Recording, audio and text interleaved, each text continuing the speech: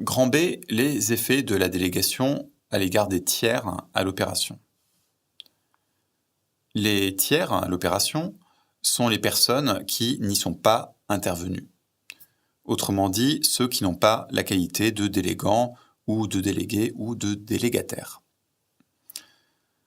S'agissant de ces tiers, une première précision doit être apportée. Aucune formalité d'opposabilité n'est prévue par les textes. On doit donc en conclure que la délégation leur est opposable dès que les conditions de formation en sont réunies. Mais c'est un autre problème qui a occupé la jurisprudence et la doctrine avant l'ordonnance du 10 février 2016. Ce problème est lié à la présence d'une créance préexistante du délégant sur le délégué. Une fois que la délégation est conclue, son issue naturelle est bien sûr que le délégué paye le délégataire. Ce paiement éteint alors toutes les obligations préexistantes à due concurrence. Avant que ce paiement n'intervienne, il était donc rare que le délégant demande au délégué le paiement de sa créance préexistante. Et aujourd'hui, de toute façon, il ne peut plus le faire car cette créance est neutralisée comme on l'a dit.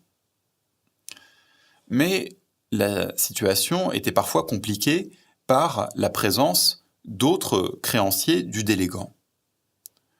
Ceux-ci parfois faisaient pratiquer une saisie-attribution sur la créance du délégant sur le délégué.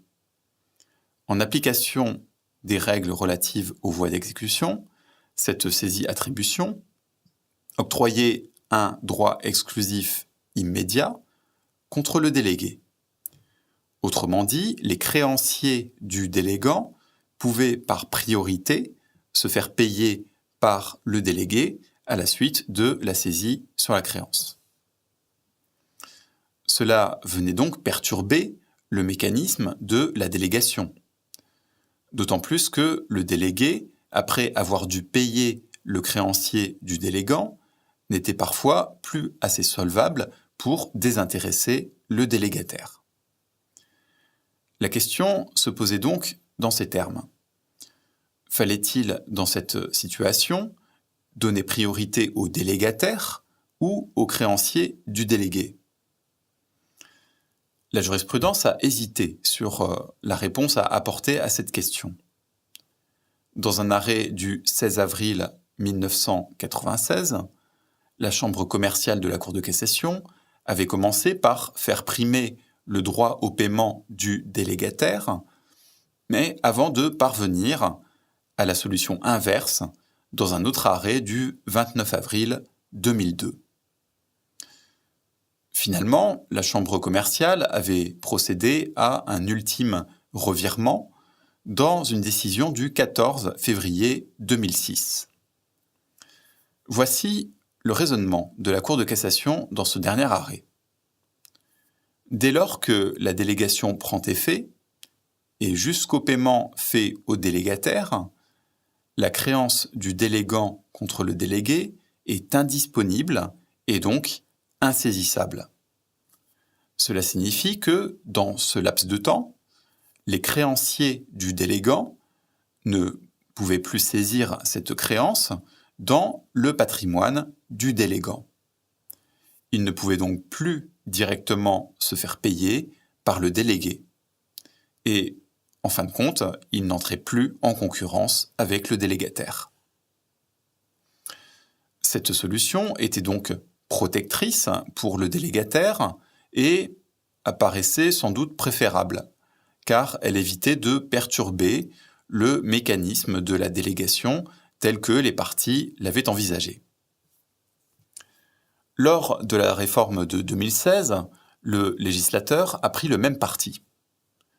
On s'en souvient, le délégant se trouve dans l'impossibilité de demander le paiement au délégué une fois que celui-ci s'est engagé auprès du délégataire.